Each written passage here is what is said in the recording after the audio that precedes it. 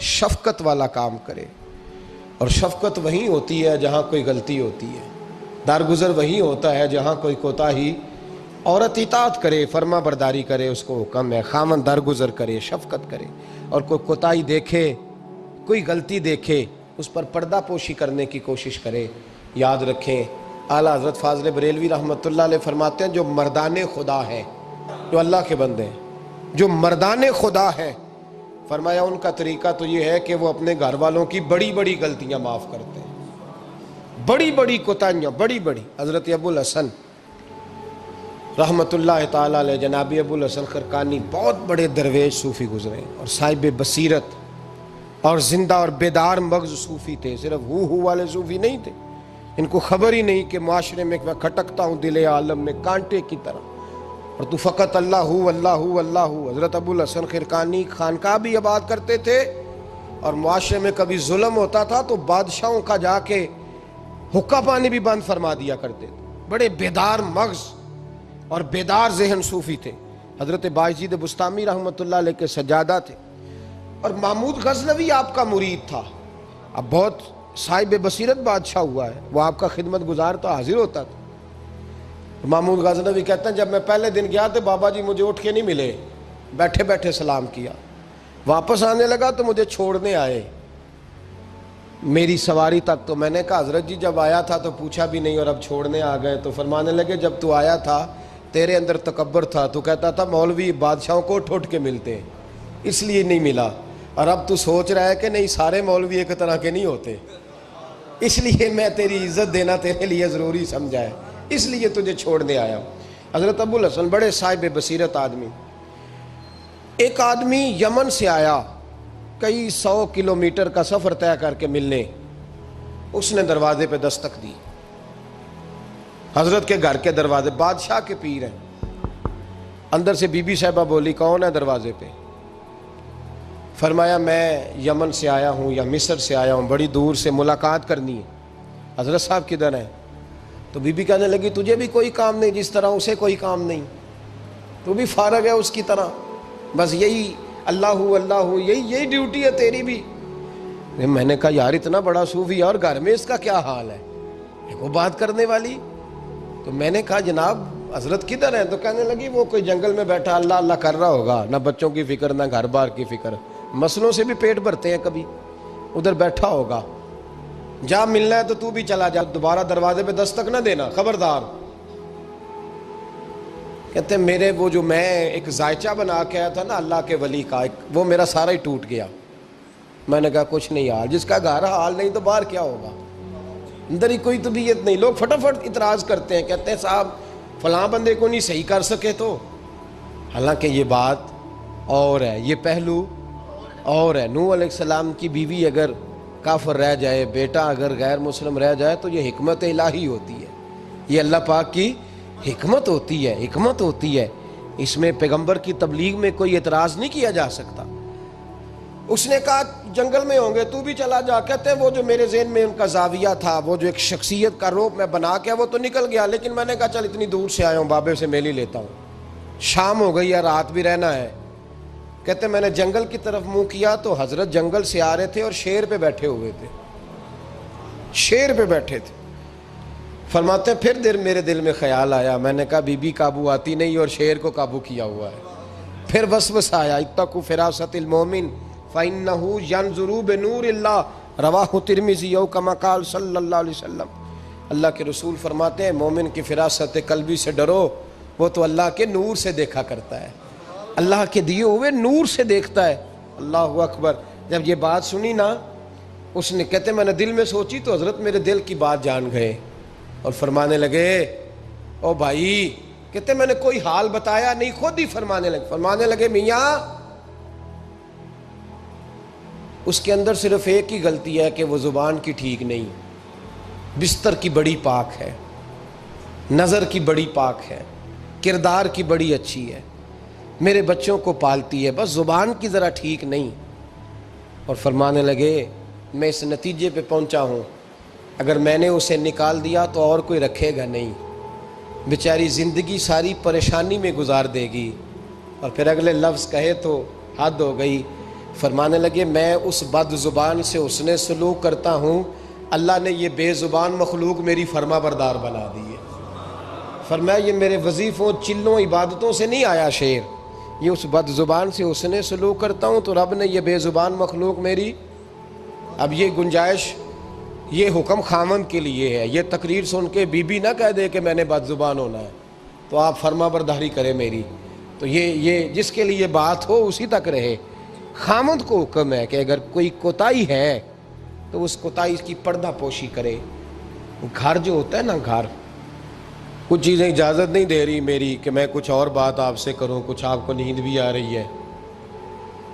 دیکھیں پورا وجود سلامت ہو اور اندر روح نہ ہو تو بندہ زندہ رہ سکتا ہے؟ جڑے نہیں بولے انہیں رہ لینا میرا خیال۔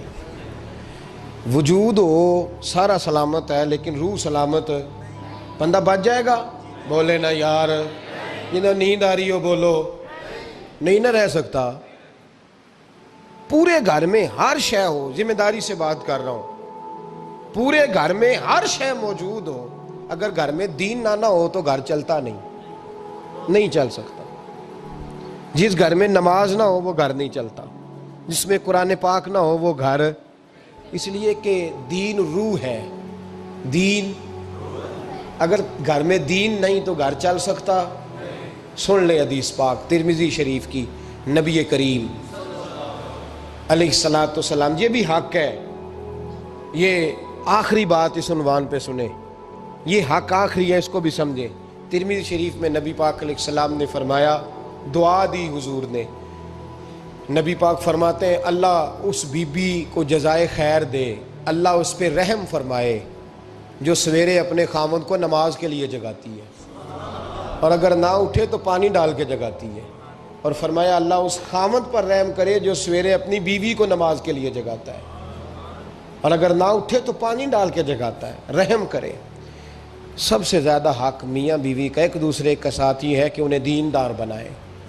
دین کی جس بات کا خامند کو پتہ ہے، اعلیٰ حضرت نے لکھا ہے کہ خامند کی ذمہ داری ہے بیوی کو تعلیم دینا، یہ اس کی ڈیوٹی ہے پردے کا پابند کرانا، اس کی ذمہ داری ہے کہ اسے قرآن و سنت کے جو احکام پتہ ہے اپنی بیوی کو سکھائے، اس کو بتلائے، اس کو سمجھائے، ذمہ داری ہے اس کی۔ فرمایا اللہ اس پہ رحم کرے، ذمہ داری ہے، ایک دوسرے کو مذہب سے آشنا کریں، پیار کے ساتھ محبت کے ساتھ قائل کریں۔ خامند بڑی باتوں میں روٹھ جاتا ہے، اگر کبھی اس بات پہ بھی روٹھ جائے کہ آج نہیں روٹی کھانی تیرے ہاتھ کی، انہیں نماز ہی نہیں پڑھی تو آج نہیں میں نے تیرے ساتھ کوئی بات کرنی اس لیے کہ تیری آواز گلی میں نے سنائی دی ہے مجھے، تو خامند کو چاہیے کہ اسے دینداری سکھائے۔ عورت کو بھی چاہیے کہ وہ کہے صاحب تھوڑی روٹی کھا لینی ہے لیکن مہربانی کریں حلال رزق لے کے آئے، مجھے زیادہ کپڑوں کی ضرورت نہیں، میں پرانے پہ گزارا کر لوں گی لیکن میرے بچوں کے حلق سے ہرا نہیں گزرنا چاہیے کہ دینداری ایک دوسرے کو سکھائیں، ایک دوسرے کو۔ حضرت سلطان باہو کا نام تو سنا ہوگا آپ حضرات نے، الحمدللہ کافی لوگوں نے سنا ہوگا۔ حضرت سلطان باہو رحمۃ اللہ علیہ کے جو والد تھے ان کا نام تھا حضرت بازید، جاگیردار تھے، دنیا دار تھے، بہت بڑے مالدار تھے۔ فرماتے مذہب کی طرف میرا رجحان نہیں تھا، چوتھی شادی کی بی بی راستی کے ساتھ۔ بی بی صاحبہ بڑی نیک تھی، بی بی صاحبہ کہتی ہیں میرا دل کرتا تھا میرا خامد بھی نمازی ہو جائے، اور عام دنیا دار نہیں تھے، 7 جاگیروں کے مالک تھے۔ بڑا مشکل ہوتا ہے، پیران نظام کے آستانوں پہ غریب لوگ رہ گئے ہیں، جڑا 4 جماعتاں پڑھ جائے یا پیسے آ جائیں انہوں نے تو کسی پیر دی لوڑ ہی کوئی نہیں، اور اگر بندہ مالدار ہو تو کئی پیر ہو دے آپ مرید ہوندے نے، وہ کہتے ہیں مینوں آپ کنے پیر سلوٹ کر دیں۔ ایک صاحب نے میری ایک دفعہ افطاری کی تو کہنے لگے آپ کی افطاری ہے، اس جگہ ایک اجتماع سے میں نے بیان بھی کرنا تھا، تو واپسی پہ ان کے ہاں انہوں نے مجھے فوٹویں دکھانی شروع کر دی۔ اب یہ بھی ایک مسئلہ ہے نا، کیا کہتے ہیں اس کو، سیلفی جی، بڑے بڑے سیانے بندے ساری دیہڑی یہی کام کر دے رہے ہیں اور کم ہی کوئی نہیں سرے، تو وہ مجھے تصویریں دکھانے لگے، اے پیر صاحب دی بھی میں دعوت کیتی، اے پیر صاحب دی بھی میں دعوت کیتی، اے پیر صاحب دی بھی میں دعوت کیتی، اے پیر صاحب دی بھی میں دعوت، 14-15 پیر مجھے گنوا دیے۔ تو کھانے تو بعد مینوں کہن لگے کہ تسی دوبارہ کدو آؤ گے؟ میں کہا جدو تسی 200 بندے ہو میرا بھی نام دس لو گے ادو آ جائیں گے. اب مالدار آدمی ہے نا. تو اب بعد میں مجھے ایک دو دفعہ انہوں نے فون کیا. میں کیا وہ بڑے بڑے پیران دی اس لسٹ میں اپنا نام نہیں شامل کرانا چاہتا. میں نے تو نہ چھوٹے چھوٹے جی رہن دے بھائی. ہم بچتے ہیں اس کام سے, بچتے ہیں ایسے آدمی سے. وہ کسی درویش نے کہا تھا جس کی ہر بات میں پوشیدہ ہو نشتر کی چبھن, ایسے ہر صاحب احسان سے ڈر لگتا ہے. بچنا چاہیے. تو مالداروں کے تو آپ بڑے مرید ہوتے ہیں. کئی پیر حاضریاں دیتے پھرتے ہیں, کہیں مولوی دستے نگر ہوتے ہیں. معاذ اللہ, اللہ خودداری اور عزت نفس عطا کرے. آمین تو کہہ دیجئے. دینداری کے اللہ توفیق عطا فرمائے. تو بہت بڑے جاگیردار تھے حضرت سلطان باؤ رحمۃ اللہ علیہ کے والد. بی بی شیبہ کہتی ہے نمازی بنانا تھا خاوند کو. کس کو؟ کس نے بولے؟ کس نے نمازی بنانا ہے؟ اور بیوی کو کس نے بنانا ہے؟ پکی گل نے نہیں. میں ایک کونسلر صاحب نوں میں کیا ماشاءاللہ جیت گئے ہو؟ کہندے ہاں جی. میں کہندے جی کوئی حکم ہوئے تو مینوں دسو. میں کہ حکم ہے کہ تسی اپنے ہلکے دے بندیاں دی ڈیوٹی لانی, کیڑا کیڑا نماز حاضری لانی ہے, کیڑا کیڑا نماز پڑھنا ہوندا ہے تے کیڑا کیڑا نہیں ہوندا. کہنے لگے بڑے سیانے نکلے ہو, پہلا مینوں ہی وسیتے واڑ چھڑیا جی. میں جاؤں گا تو دوجیاں دی حاضری لاؤں گا نا. تو خاوند نمازی بنائے گا بیوی کو تو اس سے پہلے خود بنے گا تو بنائے گا نا جی. جی تو اگر خاوند کہہ دے تو پڑھیا کر, میرے پیچھے نہ لگی کیونکہ جنی کو تو پڑھنی اونی میں پڑھنی ہے نا. تو میں آج میں ایک دوست کو کہہ رہا تھا, میں کہہ رہا تھا بچے وہ کام نہیں کرتے جو آپ کہتے ہیں. اور میں نے جمعے میں بھی کہا تھا بچے وہ کرتے ہیں جو ہمارا عمل دیکھ کے بچے چلتے ہیں, صرف بات پہ عمل نہیں کرتے. بی بی راستی کہتی ہے میں نے ٹھان لی کہ میں نے اس جگیردار کو, وڈیرے کو, اس موٹے بڑے چودھری کو میں نے نمازی بنانا اور بنا کے دکھانا ہے نمازی. بی بی صاحبہ کہتی ہیں کہ وہ جس خاتون کی بھی باری ہوتی تھی, 4 بیویاں ہوتی تھیں, وہ اس کا حق ادا کرتے تو بعد میں اپنی خوابگاہ میں جا کے آرام کرتے. ان کا جو خادم تھا ملازم, وہ رات کو دودھ کا پیالہ انہیں دینے جاتا تھا. سونے سے پہلے ان کے پاس دودھ کا پیالہ پہنچتا تھا. تو بی بی صاحبہ کہتی ہیں میں نے رات کو ملازم سے کہا دودھ دینے تو نہیں جائے گا, میں جاؤں گی. کہ میں آدھی رات کو دودھ کا پیالہ لے کے حاضر ہوئی. تو کیسے آئی؟ میں نے کہا بی بی ہوں, آ گئی ہوں, تو اب مہربانی کریں. میں نے کہا اگر اجازت دیں تو آپ کے پیر نہ دبا دوں. چل دبا دے. بی بی کہتی ہیں پیر دباتے دباتے میں نے کہا اگر اجازت دیں تو صبح نماز کے لیے جگا دوں. یہ نماز کی تبلیغ ہو رہی ہے.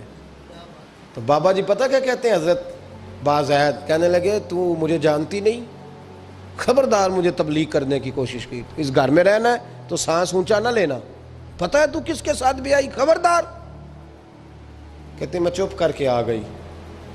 اگلے دن پھر دودھ لے کے پہنچ گئی تو انہوں نے آنکھ کھول کے دیکھا میری طرف, پھر آ گئی ہے.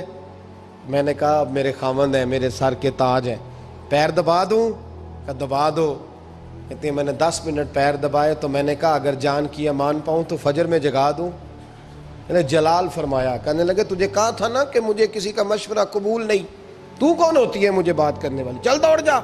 بی بی صاحبہ کہتی ہیں میں 10 دن جاتی رہی. کتنے دن؟ انہوں نے سختی بھی کی, برا بھلا بھی کہا, اور کئی دن یہ بھی کہا کہ کل آئی تو پھر یاد رکھنا. کہتی ہیں 10ویں دن میں گئی تو حضرت بازید کہتے ہیں میرے دل میں خیال آیا یہ جان چھوڑنے والی نہیں, یہ باز نہیں آئے گی. اور چلو ہے بھی تو میری بیوی, غلط بات بھی کوئی نہیں کر رہی, کہہ بھی نماز کر رہی ہے. کہنے لگے اگر میں سویرے اٹھ جاؤں تو پھر دوبارہ تو نہیں آئے گی, تو دوبارہ تو نہیں آئے گی. یہ دیکھیں میاں بیوی کا آپس میں رشتہ. سویرے اگر میں اٹھ جاؤں نماز کے لیے تیرے کہنے پہ تو میری جان چھوڑ دے گی تو.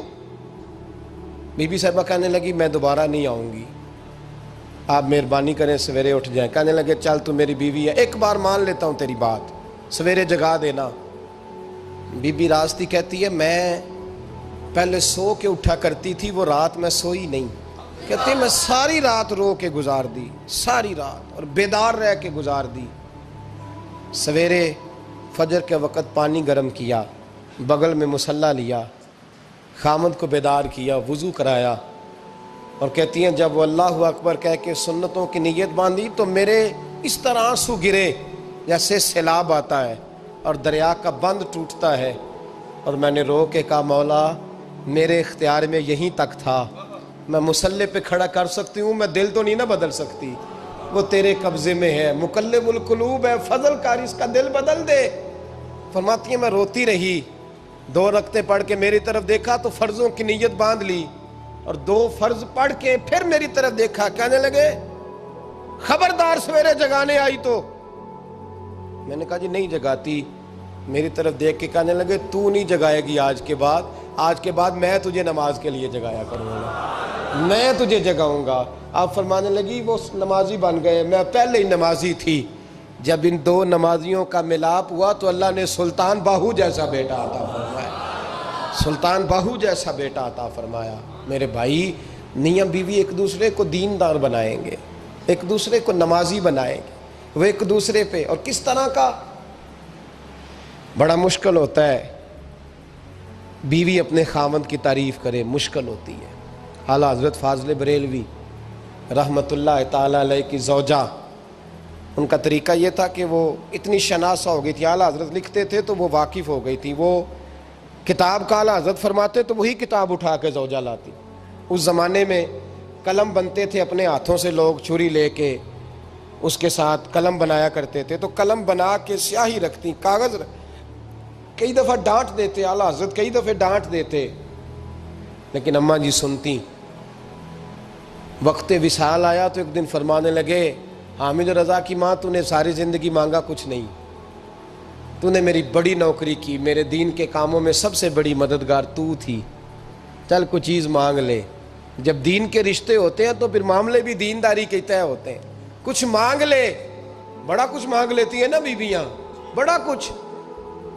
اعلیٰ حضرت کی زوجہ کیا کہتی ہیں میں نے آپ کو صبح و شام دیکھا ہے، میں نے آپ کے دکھ سکھ دیکھے، خوشی غمی میں آپ کا رویہ دیکھا ہے، میں نے آپ کو ہمیشہ دیندار اور پرہیزگار پایا ہے، اگر مجھے کچھ دینا ہے تو ہاتھ اٹھا کے میری بخشش کی دعا کر دیں، اور اگر صبح قیامت مجھے ضرورت پڑی تو میری سفارش کر دیں گے۔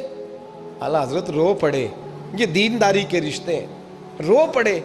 فرمانے لگے تیرے ساتھ وعدہ ہے، مصطفیٰ کریم صلی اللہ علیہ وسلم کے صدقے احمد رضا جب جنت میں جائیں گے تو تجھے ساتھ لے کے جنت میں جائیں گے، ساتھ لے کے جائیں گے۔ تو بھائی دینداری بنائیں، ہن لباس لکم وانتم لباس لہن، وہ تمہارا لباس ہے اور ان کا لباس ہو۔ رمضان شریف آ رہا ہے، ارادہ کر لیں کہ تراویحیں ساری جماعت کے ساتھ پڑھنی ہے، پڑھیں گے انشاءاللہ تعالی۔ نوجوانوں سے میری گزارش ہے، جوان بچوں سے، ضروری کوئی مذہبی چیز آپ نے دیکھنی ہو، سننی سنانی ہو تو ٹھیک ہے، ورنہ رمضان میں موبائل استعمال نہ کریں، مہربانی فرمائیں، ارادہ کریں۔ اگر کبھی مجبوری بن جائے نا تو ہسپتالوں میں بھی 2-2 گھنٹے بندے کو ایک ٹانگ پہ کھڑے ہونے پڑ جاتا ہے، پاسپورٹ کے دفتر لوگ کھڑے رہتے ہیں، شناختی کارڈ کے دفتر کھڑے رہتے ہیں۔ ارادہ کرو قرآن پاک سننے کا، اور مسجد میں حاضر ہو کے با جماعت 20 تراویحیں پوری پڑھو، اور عشاء سے پہلے آؤ، سنتیں ادا کر کے مسجد میں نماز پڑھو۔ روزہ کوئی شیطانی وسوسہ قریب نہ آنے دو، روزے رکھنے ہیں اور انشاءاللہ رکھنے ہیں، پورے رکھنے۔ مزدور آدمی جو مزدور ہے وہ کہتا ہے میں مزدور ہوں، میں کیسے رکھوں؟ او خدا کے بندے، رب تعالیٰ نے تیرے اوپر فرض کیے ہیں، وہ کہتا ہے میں وہ چیز فرض کرتا ہی نہیں جو تو اٹھا نہ سکے، اس کو پتا تھا ہم رکھ لیں گے تبھی فرض کیے نا، اور مزدور کو تو اللہ اجر بھی زیادہ عطا کرتا ہے، کسی وسوسے پہ نہ لگے۔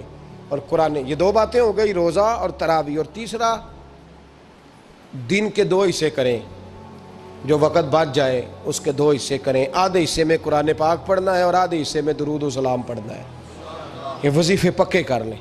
اور جو لوگ غریبوں کی مدد کرتے ہیں، مسکینوں کی، یتیموں کی، ان سے میری گزارش ہے کہ وہ مہربانی کریں تو 1 رمضان کو لوگوں کے ساتھ تعاون کریں۔ کس تاریخ کو جی؟ بولے قاری صاحب نے سوٹ کدن دین دے ہو جی، تاکہ کوئی درزی سی کے نہ دے وے، ایک ادھر پا نہ لے وے سوٹ، مولوی بھی نواں، یہ ساڈا مولوی یہ تے پرانے دی چنگا لگتا ہے، اور پہلے دے میاں یہ کام بھی پہلے کریں تاکہ وہ سلا لیں اور سلا کے پہن لیں۔ میری باتوں کی سمجھ آ رہی ہے آپ حضرات کو؟ غریب کے ساتھ، مسکین کے ساتھ، جس کے ساتھ بھی کوئی تعاون کرنا ہے وہ پہلے کریں، پہلے اپنے بچوں کے کپڑے بعد میں اور غریبوں کے بچوں کو پہلے، تاکہ وہ شریک ہو، رمضان میں شریک ہو، کسی کو سودا پہلے دیں، جو پہلے کرنے کے کام ہیں ان کو پہلے کریں، مہربانی فرمائیں۔ رمضان کی نیت کریں، ارادہ کریں، اپنے اندر ذوق پیدا کریں۔ میں نے اپنے دوستوں کو کل سبق دیا ہے کہ کام مجبوری سے بھی ہو جاتا ہے اور شوق سے بھی، لیکن مجبوری سے کرنے سے مزہ نہیں آتا، شوق سے کریں تو مزہ ہی آ جاتا ہے، مزہ نہیں، مزہ ہی آ جاتا ہے۔ تو کام کریں گے، لطف آئے گا آپ کو روزے رکھنے کا، عبادت کرنے کا، لیکن لطف کے ساتھ کریں، اپنے اوپر